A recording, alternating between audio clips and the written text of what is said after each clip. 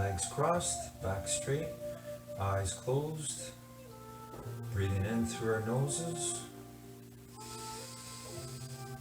and out through our mouths. Deep, long breaths.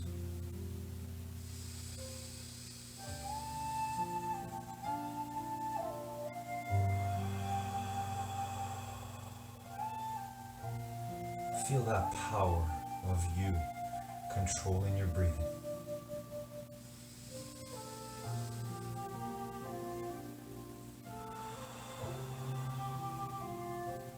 Feel that power of you keeping your back straight and your eyes closed, even if it's uncomfortable, even if it's slightly painful.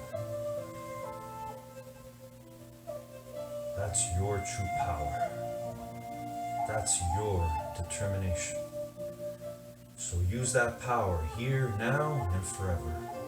And see in your mind today how you will do when that music goes on as we work in the gym of life.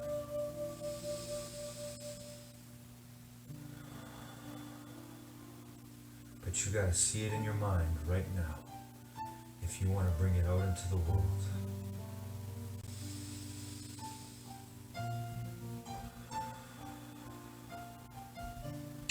See yourself doing the best you can on all the stretches or exercises that we choose and do together here today, right here, right now, wherever we are.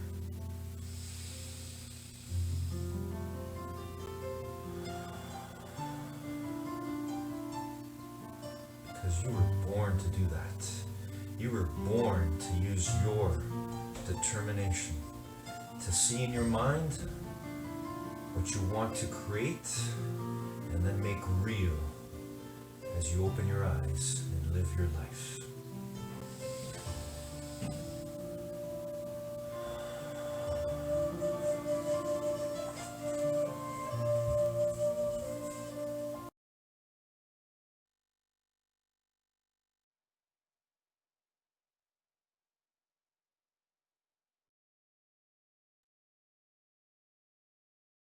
Party rock! Yeah. Woo!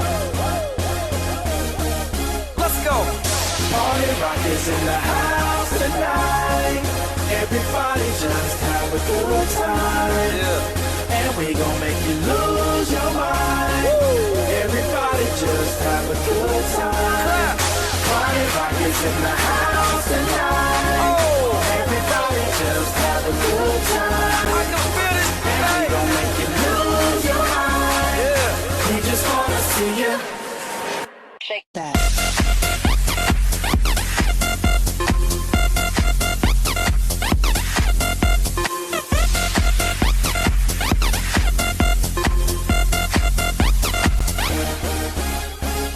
In the club, party rock. Looking for your girl, she on my jock, huh? Now stop when we in the spot. Booty moving weight like she on the block. With a drink, I got to know. Top jeans tattoo, cause I'm rock raw. Half black, half white, diamond now. Gang of money, opened up. Yo, I'm running through these halls like Drano. I got that devilish flow, rock and roll, no halo. We party rock. Yeah, that's the clue that I'm repping on a rise to the top. No lead in our Zeppelin. Hey, Party rock is in the house tonight. Everybody just have a good time. yeah. And we gon' make you lose your mind. Everybody just have a good time. Party rock is in the house tonight. Everybody just have a good time. And we gon' make you lose your mind. We just wanna see you Shake that.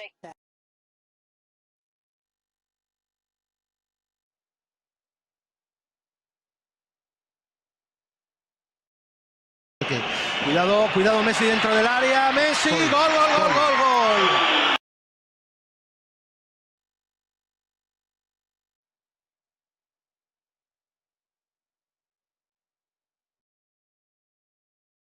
Good morning, guys. Why should we do it? Why should we prepare ourselves through our minds? Why should we look to become successful? Today, we're introduced to Maya Angelou, and she is a woman who has done incredible things. And she gives us an opening quote that we should all remember. And this is the why, one of the whys of why we should develop ourselves, is because we can be a blessing to somebody else. But to do that, we need to prepare ourselves by being the best we can be. And that requires us to begin now, right where we are. What are we thinking? What are the thoughts that are going into our mind? What are we doing to work on our mind, which will affect us and which will affect those around us? You know, you can make an impact the first person you interact with today, or even without interacting, just by thinking. So Maya Angelou reminds us today to be a blessing to somebody else's life. Have a great morning, everyone.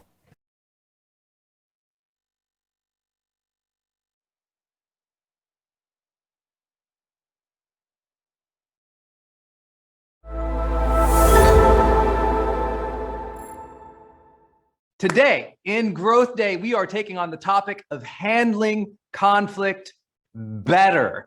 I know this is such an important topic because sometimes your relationships, they start falling apart. Sometimes some at work has you frustrated. Sometimes you find yourself getting an argument after argument. Sometimes you feel like hooked or triggered emotionally by what other people are doing. And you figure like, how do I handle this better? Because conflict and crises aren't going away, because building relationships are never easy. And so we have to ask the tough questions of how do we get better, knowing that those things will always be there? How do we manage our internal state, our own personal development better so that we can be in the moment, be present, and solve things versus making them worse? Okay. My first teaching point today will cover the themes of almost everything else I'm going to teach today. So it's 3 simple phrases, okay? 3 simple phrases. If you ask me, Brendan, help me manage conflict better for the rest of my life, you get, 3 phrases. Here is what they are. First phrase is shared future mindset. When we enter conflicts, it's so often we get so myopic. We take things personally. And we just want to win. So we want to just crush and trounce the other person and debate them and make them look dumb because our ego wants to be right. And we forget we got to wake up with that person tomorrow morning. Maybe that's your spouse. We got to go to work with that person again tomorrow because it's Tuesday. We got to, see that person again in our neighborhood. That person who we're about to have a conflict with, they're probably going to be there again. And once we can realize, I'm entering a conflict. This is about to get, heated up. We're about to have some debate here, or you're already in it. If you can adopt the shared future mindset that, we're going to share a future together. I'm going to have to see her again. I'm going to have to work with this person again. I'm going to have to deal with this probably again and again through multiple more projects in the future. Everything will shift. You'll approach the conversation differently, more strategically, more thoughtfully when you keep the future in mind. Usually what happens in the moment of conflict, we just throw out the baby with the bathwater or whatever that phrase is. I don't even know. I still don't know. Why would you say that? But you understand what I'm saying? What happens is you just toss out the whole relationship because you're mad. And the ego goes into self-identity, disconnects from the other person and from the future, and just gets in fight and flight mode. From that place, we've already lost. So deciding and determining we're going to have a shared future mindset is important. And importantly, if we're talking about relationship or partner or spousal, conflict, somebody who you really love, if the two of you have in mind, a compelling future together, right? You have shared interests, shared goals, shared adventures coming up. If you can always ground your relationships in the reality that you're building something together, if that pre-exists, then moving into a conflict, you're more likely to resolve it more quickly and amicably, right? Research shows Even just having a couple have a conversation about something they're interested in doing or something good coming up in their future before having them talk out a difficulty makes that difficulty or that conversation of conflict so much more smooth, so much more short, so much less accusatory. It changes everything. Grounding ourselves in the future, I think is important. Starting off the bat with relationships, thinking, I'll work with this person again. I'll see this person again. I'll care about this person again. It can change everything. It can really shift everything. The second phrase I would say here is respectful process. How many of you have ever been in a conversation, in a conflict, and you were just trying to be thoughtful and try to be calm, and the person you were dealing with was not respectful? All right. Yeah, I'm sure a lot of hands raised here in the Zoom, at least as we're doing this. It's very, very frustrating. And soon as we lose respect in the conversation process, all is fair game in war. And so it's a very challenging thing. We have to go into conflict situations, but adopt this philosophy overall. I'm going to treat people with kindness and respect, even if they don't treat you that way. For those who don't know my background a little bit, this is a topic I really love because, if you don't know, my master's degree was in communication studies, and I focus mostly on leadership communication. And in that process, though, I got to do a lot of mediation, and including peer mediation. So I was mediating, students in college having conflicts. I was mediating, professors and students, administrators and professors, local community members and administrators. Like, my job was literally 2 people come in a room, they are in conflict, they cannot resolve it, they've already tried, they do not like each other, and here they are. I even did some court referred mediation, which in like a divorce case, they'd bring in the couple and I'd have to work with them. And mind you, I'm in my early 20s. And it was such a great training ground. I mean, for 2 years, I just got to see how terribly disrespectful people can be toward each other, even when they both want to solve it. And a big part of mediation was teaching people in advance of a conversation that this process, we were going to keep respectful, that the expectation was that this is going to be a respectful conversation, because otherwise we couldn't solve it. And they already usually knew that. I've done a lot of coaching, as you know, over the last 15 years. I'm a certified high performance coach. And over these 15 years doing it full time every single week, a lot of times I'm dealing with conflict situations and couples, or conflict situations between co-founders. And soon as it devolves into disrespect, it is 10 times harder to pull it back. It is so much more difficult. And so you'll hear me talk about how you can maintain that respectful stance with your partner or the person you're having conflict with, but also know that the expectation has to be had in advance of the conversation. Sometimes you react in the heat of the moment without stepping back and setting the frame for the conversation. As simple as, if you feel hooked or triggered, saying, could we talk about this in like 30 minutes in a much more calm way? I just need to go reset. And coming back with the expectation and the conversation. Let's try this again. I want to be more respectful with you. I know that we love and care for each other, or I know that we need to work together, or I know that it hasn't been easy. So let's try this again. Let's try to do this with kindness and care for another, and we can solve this together. I know we can. A simple reset into the frame of respect can change the outcome as well.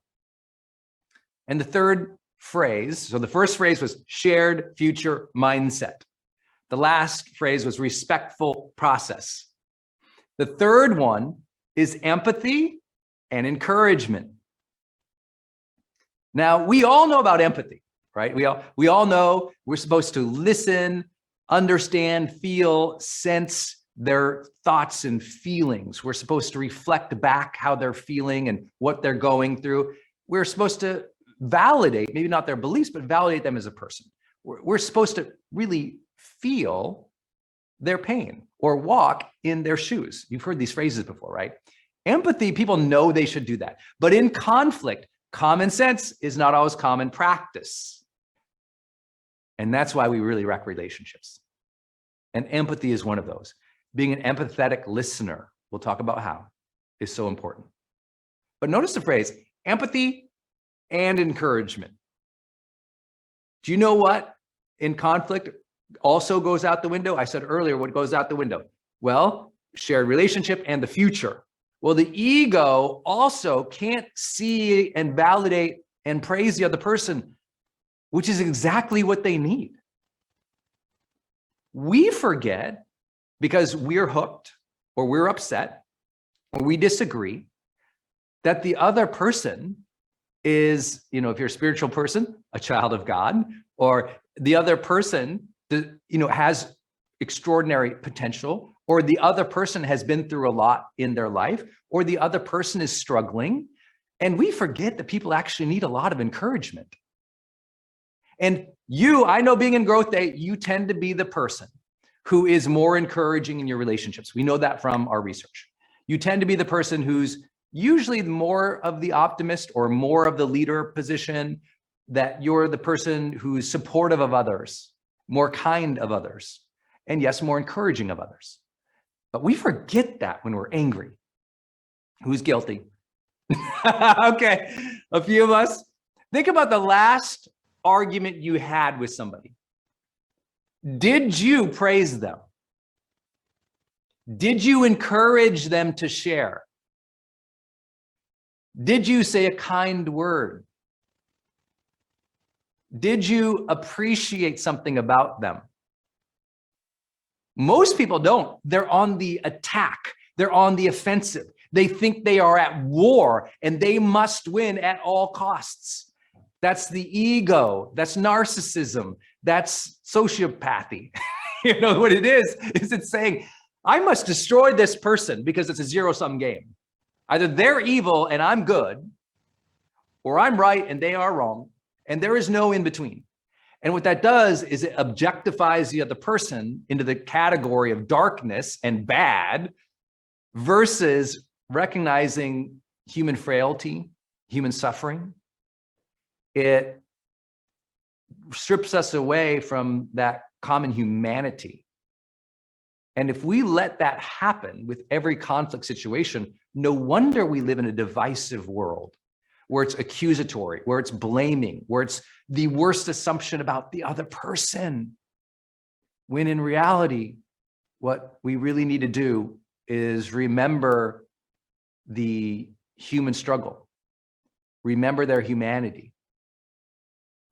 I know you all know this being Growth Day members, but an encouraging word to somebody at the right time can change their lives. Let me ask this to you. Do you believe that it is true that some point in your life, somebody gave you some encouragement, maybe some praise, validation, respect, appreciation, honor? They kind of told you were capable and it changed your life. Did that ever happen for anybody here? Ever? When someone encourages you, it changes your life. Well, then can't you get to the logical conclusion that if you encourage somebody in a conflict situation, it could change the tone and outcome of the conflict? If a simple piece of encouragement can change someone's life, couldn't a simple piece of encouragement change the outcome of conflict?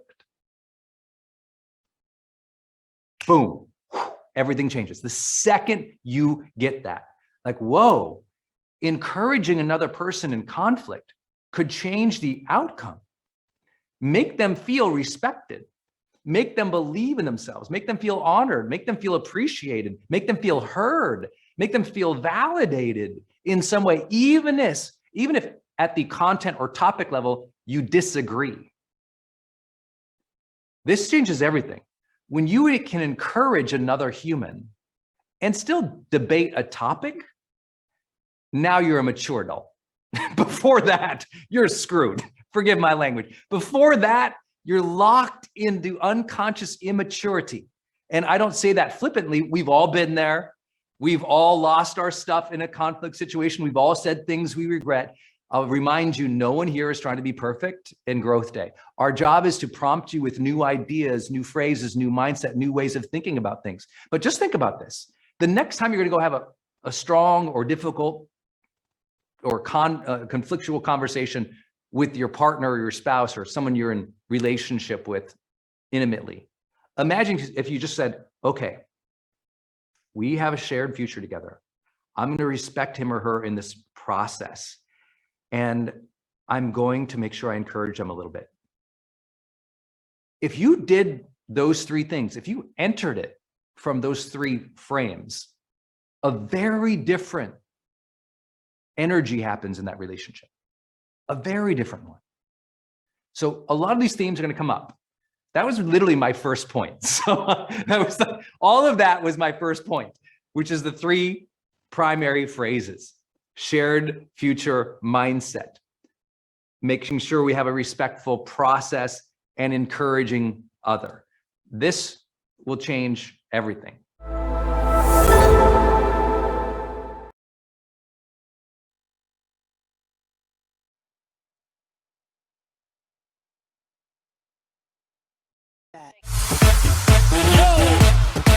Are you ready to bubble? Everybody bubbling, everybody bubble, bubble, bubbling, bubbling, bubbling, everybody bubbling, everybody bubble, bubble, bubbling, bubbling, bubbling, everybody bubbling, everybody bubble, bubble, bubbling, bubbling, bubbling, everybody bubbling, everybody bubble, bubble, bubbling, bubbling, everybody bubbling, everybody bubble, bubble, bubbling, bubbling, bubbling, everybody bubbling, everybody bubble, bubble, bubbling, bubbling, bubbling, everybody bubbling, everybody bubble, bubble, bubbling, bubbling, bubbling, everybody bubbling, everybody bubble, bubble, bubbling, bubbling, dance all night, we go dance all night. Yo, are you ready to bubble? Dance all night, we go dance all night. Ha ha, we want to see ya. Dance all night, we go dance all night. Dance all, dance all, dance all, dance. All right, y'all. Are you ready to bubble? Bubbling, everybody bubbling, everybody bubble, bubble, bubbling, bubbling, bubbling, everybody bubbling, everybody bubble, bubble, bubbling, bubbling, bubbling, everybody bubbling, everybody bubble, bubble, bubbling, bubbling, everybody bubbling, little bubble, bubble, bubbling, bubbling, everybody bubbling, everybody bubble, bubble, bubbling, bubbling, bubbling, everybody bubbling, everybody bubble, bubble, bubbling, bubbling, bubbling, everybody bubbling, everybody bubble, bubble, bubbling, bubbling, bubbling, everybody bubbling, little bubble, bubbling, yo. Bubbly, bubbly, bubbly, bum bum bum, bubbly, bubbly, bubbly, bum bum bum, bubbly, bubbly, bubbly, bum bum bum, bubbly, bubbly, bubbly, bum bum bum, bubbly, bubbly, bubbly, bum bum bum, bubbly, bubbly, bubbly, bum bum bum, bubbly, bubbly, bubbly, bum bubble, bubble, bubble. All right, make way when you see me pass through, and they come with me too. You don't know what to do. Drinks up, hands up, everything in the air. Everybody done young, there's a party over here. That's right, we drink just bubbling. Watch how we wine while the DJ juggling. He got the whole dance floor just bubbling. Champagne bottles just popping. We going on, I guess, tonight in a stop. Let's party hard tonight. So going non-stop until the sunlight. We going non-stop until the sunlight. The club done full, only woman inside. It's a good night to get we head tight. It's a good night to get we head tight. Couple up this party going for a flight. Drink drinks, we don't care about that.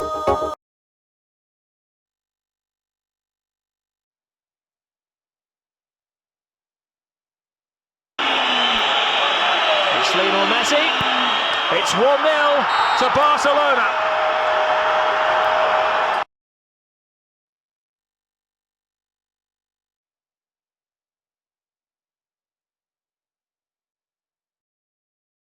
Good afternoon, guys. How do we stay on our path to developing our minds and being our best selves? How do we do it? Especially when it gets tough, especially when outside conditions start to affect us, especially when negative things happen and it seems like things are never going to change. What I found is you remember your why. Why are you working on yourself? Why are you trying to develop the best part of you through the power of your mind? Your why has to be strong enough. And let's remember that every time we're seeking a change outside of us because we don't like it, the moment we begin to work on that change within us, including the thought that caused that drive to change the outside conditions, the moment we start to work within, we start to affect the outside. So you have to understand that your why has to be the strongest thing that drives you and keeps you determined. Have a great afternoon, everyone.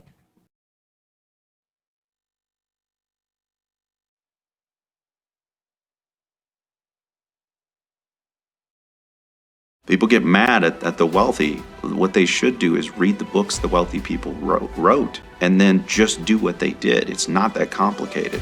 There's two types of education. Real world education, which is you out there, slogging in the trenches. There's the education you get in school. I would make an argument that while I'm not suggesting you shouldn't go get a college degree, I am 100% telling you that you will make 10x or 100x on education that is outside of there. There's this disingenuousness of really wealthy people right now. Not all, but a few that are in public. And they say, less than 1% of people retire wealthy at the age of 65. I'm not following what everyone's told us to do. Go to university, get a good job, pay my taxes, invest, and one day I'll be free, because I won't be. Right. Statistically, it's impossible. Money Revealed is an exclusive video series where self-made millionaires share their secrets on how they got rich. In this episode, you'll learn how to invest in real estate, change the habits that keep you poor, and become a global citizen.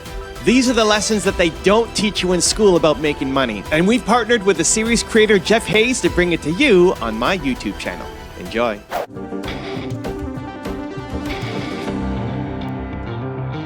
My interview with Ron Phillips changed my mind about a lot of things. I used to think that anybody getting into real estate investment was speculating, taking high risk.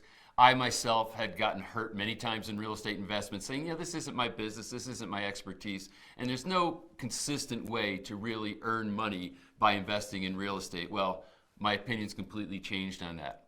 After my conversation that you're about to witness with Ron Phillips, I am now seeing how real estate investment could be a very profitable, very steady, very secure thing to do. So check out this interview that I did with Ron Phillips. Ron, thanks so much for sitting down with us and giving us your time. Yeah, it's my pleasure. Happy to be here. So you have a background in real estate. How did you get involved in that? I love to read, so I just started reading books. And I was actually reading books about just about money in general. Mm-hmm.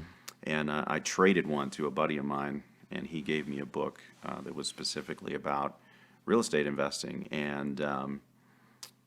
And I'd had some experience with it in my past, not personally, but with some people that I knew, and so it just resonated. And then I just started diving in and trying to learn as much as I could learn about it because it was fascinating to me. Did you start your career here, or was it somewhere else? No, I started my career in Kansas City, actually. I'm just cutting my teeth in real estate.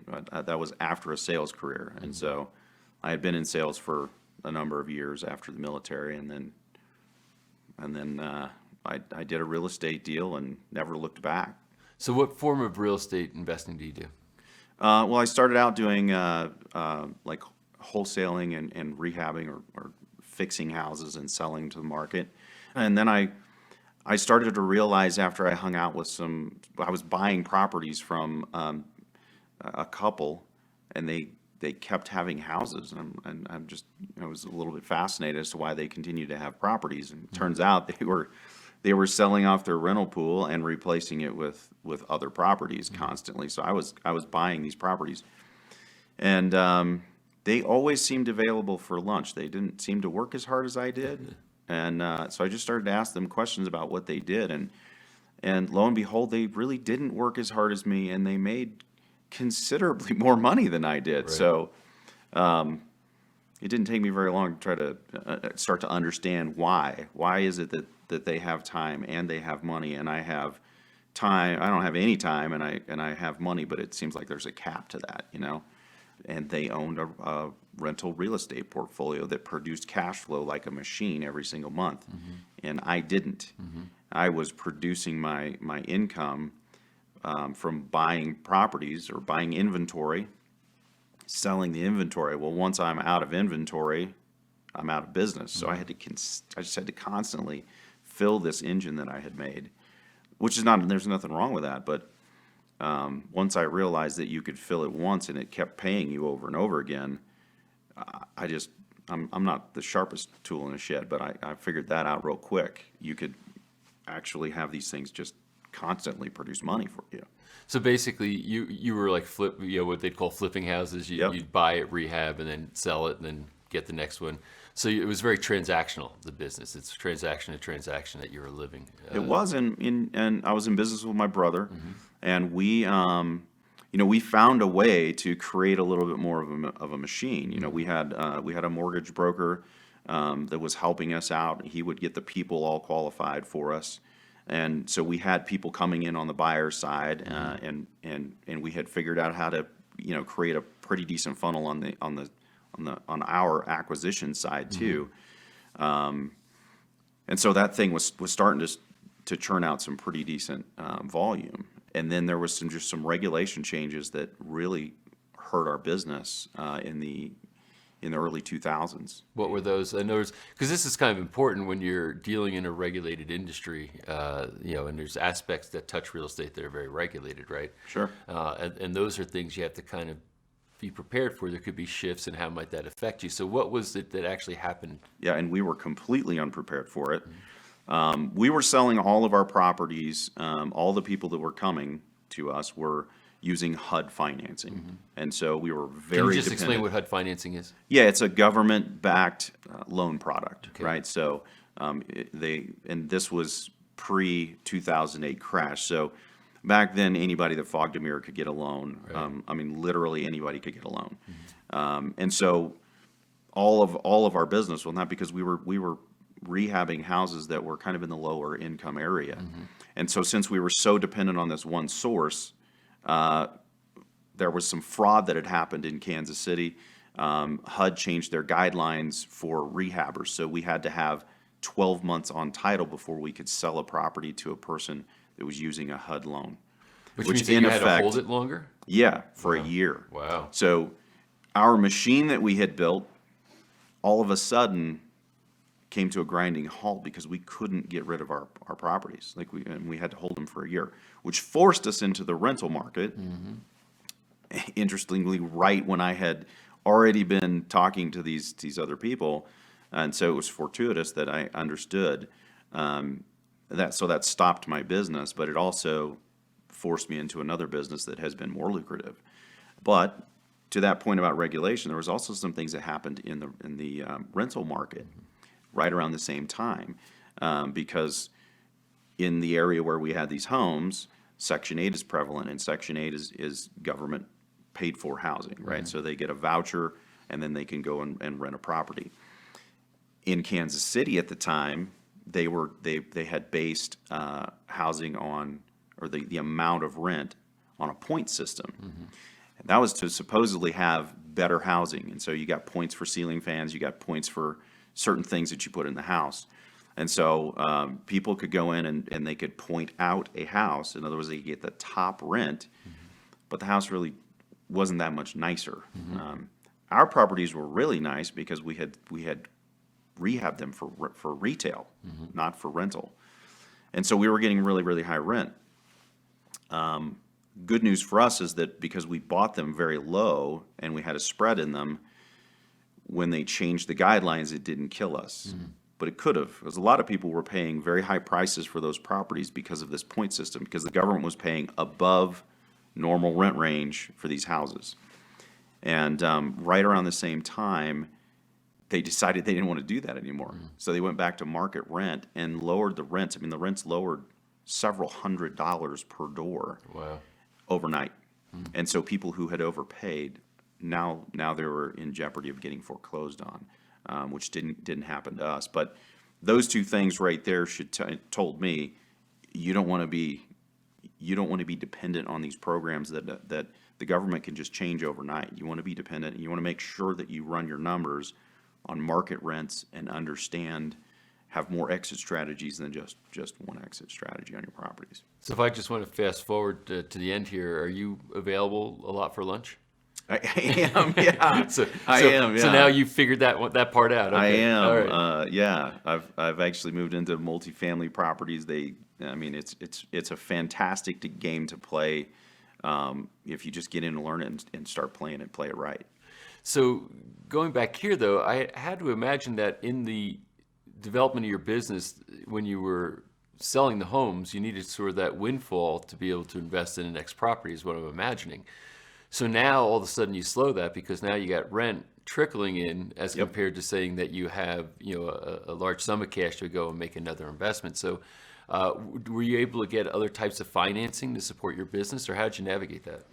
Well, I did a complete shift. So I did a mind shift at that time. I realized that I didn't want to do this transactional thing that much anymore. Not so much because of the HUD thing, but that was a wake-up call. But more because I really like the lifestyle these other people had. And that's really, when somebody goes into business, we go into business as entrepreneurs to make a lot of money so that we have time, right? What ultimately ends up happening, though, for a lot of entrepreneurs is they just don't ever quit working because there's always this next level or this next thing. And we actually don't ever get to the point over here where we have the time and we get to enjoy the fruits of our labors. What I saw in these other people, this couple specifically, was that they were doing both. They could add to their portfolio in a small amount of time, and at the same time, their portfolio was continuing to work. It's like having a business where someone is running it and you're just a passive investor of the business. And I didn't have that in the transactional-based business that I had. So I did a complete shift. When I did that complete shift, I realized that I wasn't the only one in that situation. I met another guy who was selling to people in California. So at the time I was in Kansas City, they were selling to people in California because in California, the prices are ridiculously high, especially, this was in 2005, so especially in 2005, and the rents are low. So the numbers don't work. You can't buy a property and cash flow very well, so that passive income doesn't come in. Or you have to put an enormous amount of money down to make them cash flow. Where in the Midwest, it's not like that. Prices are low. The rents for the prices are pretty high. And so the cash flow is really good. So I realized there's all these people out here, they can't do this in their backyard. And I already have all the systems in place right here in Kansas City to make this thing work. So I partnered up with that guy, and we started selling. We sold hundreds and hundreds and hundreds of homes to those people. At the same time, I used that income to build my own portfolio. And I just kept doing that. I've been doing that since 2005, helping people purchase investment properties that are managed for them professionally and produce this cash flow that I learned that was a really good thing to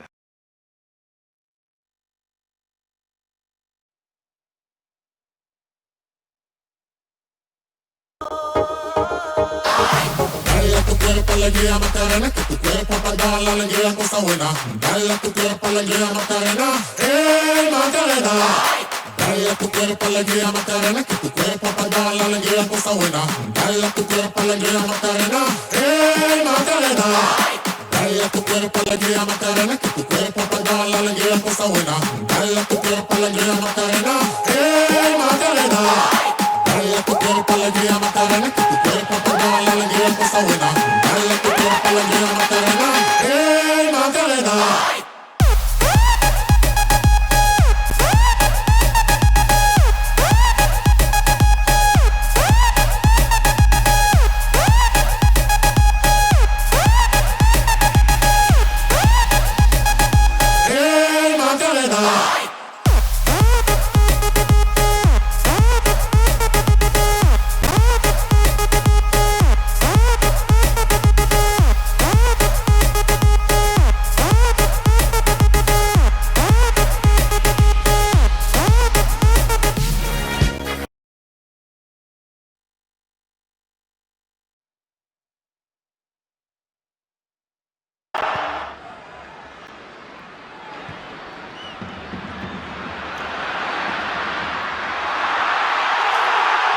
Afellay.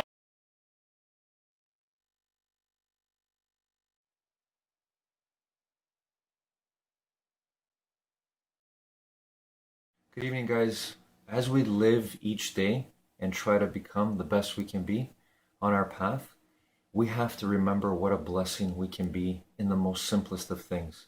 And I want to share with you a personal story. When I came on in 2018 and started doing videos, trying to help people with some of the things I've learned, when I started doing that, it was so new and so scary for me. And I went and I did it anyway. But my point is that you don't realize how much you have helped me. Even though we may not be interacting as much as we would like to, perhaps, I want you to know that you are so powerful in how you can be a blessing to somebody. You've been a blessing to my life. I'm still doing this because I gained the support and the love from you. You know, even a thought you have, one little comment can make all the difference to somebody's life. So let's remember that as we continue. Have a great evening, everyone.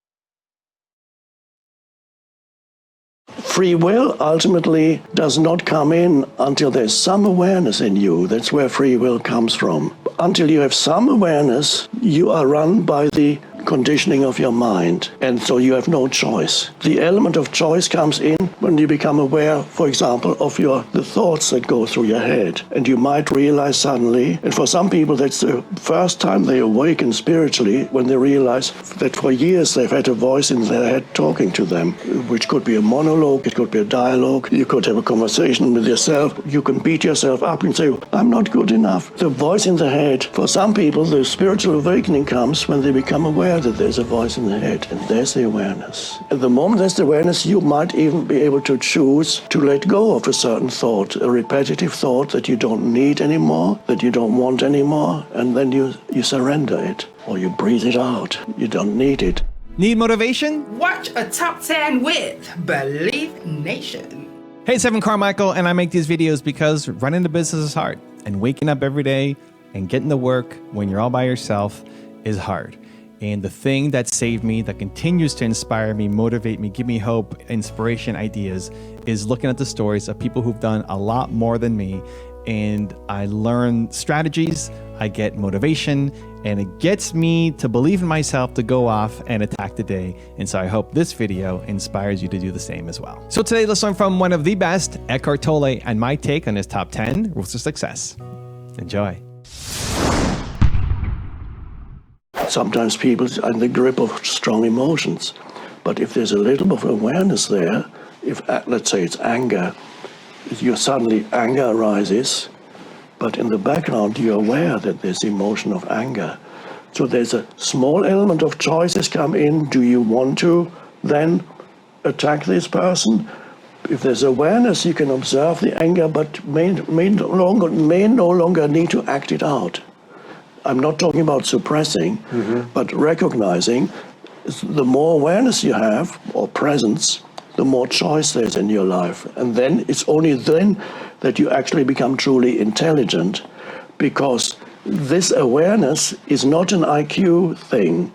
You can have, I've met highly intelligent people with 1 or 2 or 3 PhDs, academics and others, who are completely unaware, still just completely in their minds, and people in their personal lives, often very dysfunctional personal lives. So it's not to be equated with intelligence, this awareness.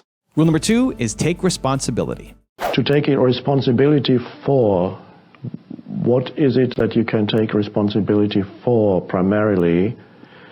It's taking responsibility for your state of consciousness, which determines what kind of world you create. Because you are humanity. Humanity is an abstract concept, doesn't exist. Humanity is the human being. You are humanity. So for humanity to take responsibility, you need to take primarily responsibility for your state of consciousness, because only a diseased or dysfunctional state of consciousness produces a diseased and dysfunctional world out there.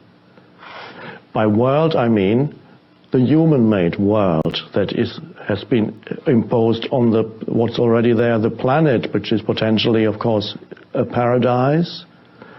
The planet, pristine, unbelievable jewel, a being of great intelligence. We are not separate from it. But the being is going through a transitional process. And every transitional process is critical. It may or may not work, in which case the being will go some other way.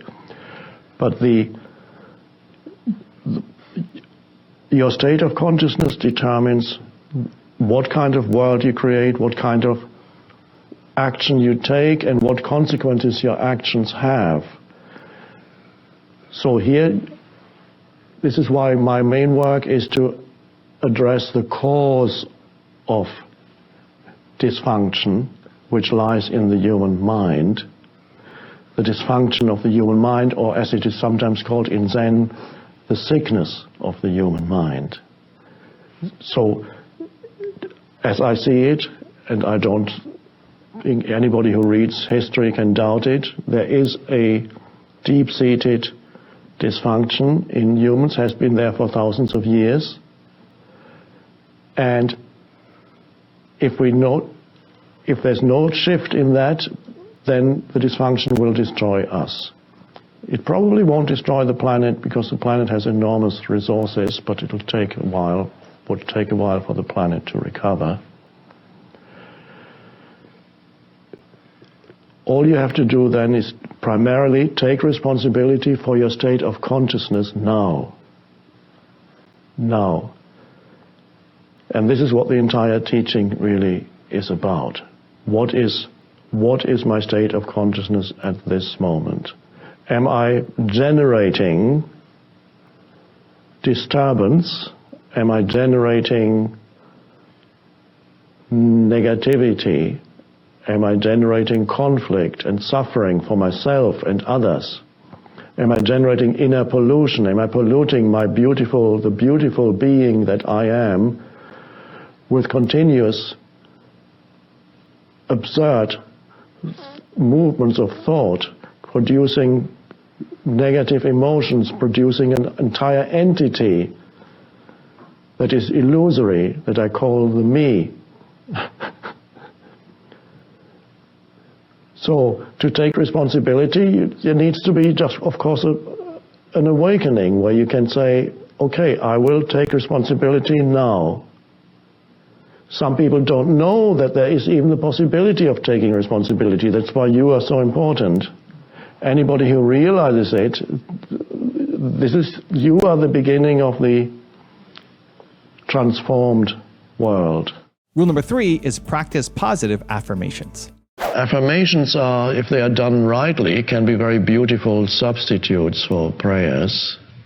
I'm healed and whole and at peace. And after that, let there be a space. And really the power is in that space. In the space you experience that you are already whole. The outward form might tell you something different. I'm holy. The Course in Miracles says, I am holy, for example. That's, again, you are. And so it's simply an affirmation of this is how it is. Or if you're healing for somebody else, you are either with that person, or that person comes into your mind, you're thinking about that person, and that person may be ill. And then the most powerful healing, I find, is to hold the image of that person and then go deeper into yourself where the wholeness of life lies, where nothing is needed, needs to be added. And there you find the wholeness also of that person. They're already healed at that deepest level. Beyond form, they're already healed. So you go from form and then into formlessness. Rule number 4 is master your inner monologue. Be aligned with the present moment rather than carry in your head this huge amount of mental content about your past and your future. because the mind is primarily concerned with past and future. So while you're walking here, you're already thinking about, in a week's time, I'll be home again. And then what? Then I'll have to do that, and I have those phone calls to make, and then I'll have to do that, and then those problems will be. I shouldn't have come here because I've got so much on my plate at home. Why did I come here? I should have dealt with my things there. I should have waited, gone to next year's retreat.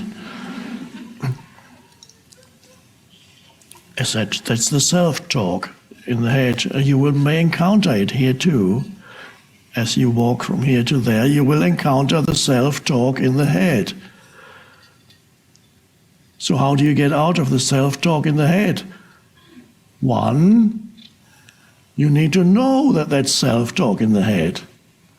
If you don't know it's self-talk in the head, you become the self-talk in your head. You become the voice in your head. You don't know it, you are it. So you have to, the vital step, and I cannot tell you how to do that.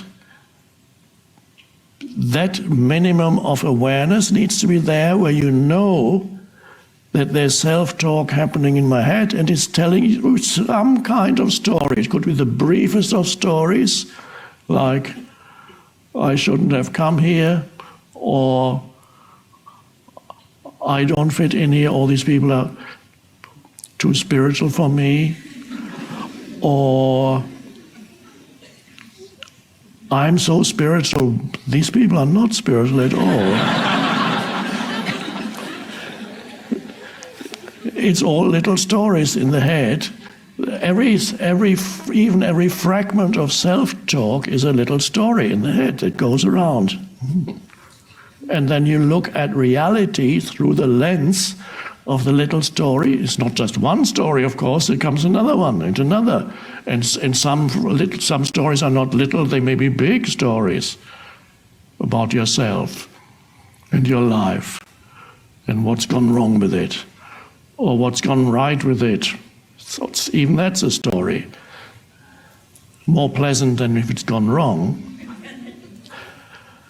So you need to know when the self-talk happens in the head, the knowing is not part of the self-talk. The knowing is just an awareness that there is self-talk. The moment there is an awareness that there is self-talk, the possibility of freedom from the self-talk opens up. Also, to make sure you're actually taking action after watching this video, I've designed a special free worksheet just for this video. The worksheet will highlight all of the lessons learned in this video, as well as pull out our 3 favorite learnings and quotes that will inspire you to actually do something. The worksheet will also give you space to write down what your key takeaways are and your specific plan of action to make sure you're getting results. If you want the worksheet designed specifically for this video, absolutely for free, there's a link in the description below. Go click on it and start building the momentum in your life and your business. I'll see you there. Rule number 5 is practice stillness.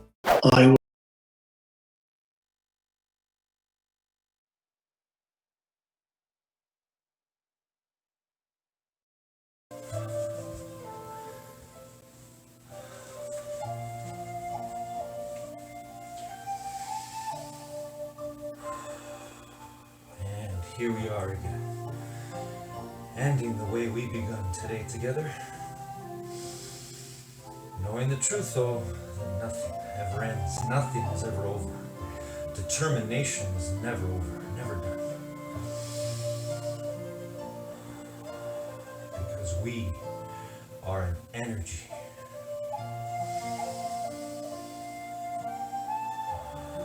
We are one energy.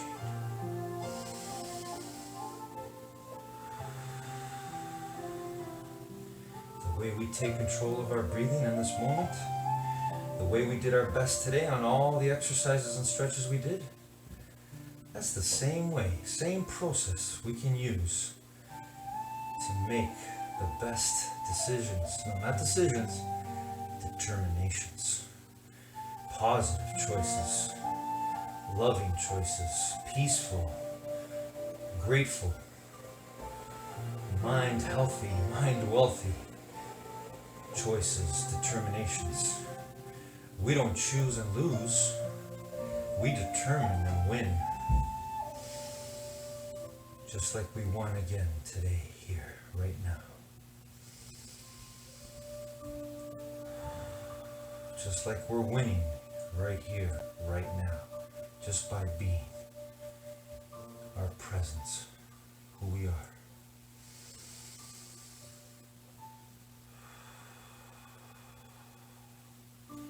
By believing and truly knowing the absolute truth that can never be taken away from you by words, by actions of others, or any things, any negativity, any sort of losses, pain, suffering, lies that is taking place. Those are lies. That's not the truth of what we were all born to do and be. That's just the mind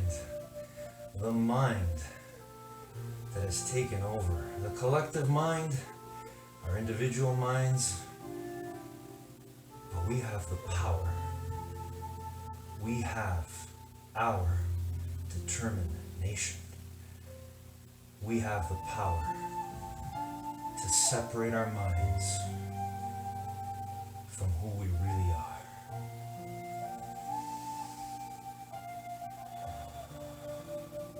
Love, that infinite energy that is responsible for all that you are, see,